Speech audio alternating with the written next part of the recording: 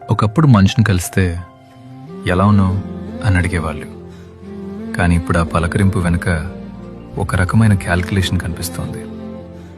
మనం చేసే ఉద్యోగంలో మనకిచ్చే గౌరవం కంటే మన శాలరీ స్లిప్లో ఉండే నంబర్లకే ఎక్కువ విలువ ఇస్తున్నారు. నువ్వు ఎంత మంచివాడివి అన్నది సెకండరీ, నీ ప్యాకేజ్ ఎంత అన్నదే ప్రైమరీ. నిజంగా చెప్పాలంటే ఇది చాలా హార్ష్ రియాలిటీ.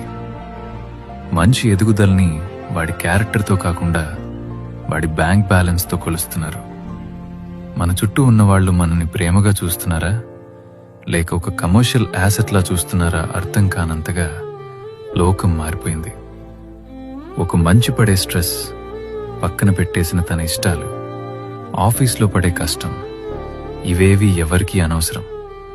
అందరికీ కావాల్సింది మన స్టేటస్ మాత్రమే.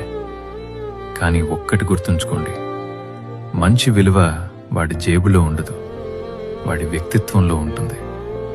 నంబర్స్ మారుతుంటాయి, కానీ మనలోని మనిషి మారకూడదు. ఎదుటివారిని గౌరవించండి, కానీ వాళ్ళ సంపాదనని చూసి కాదు, వాళ్ళ సంస్కారాన్ని చూసి.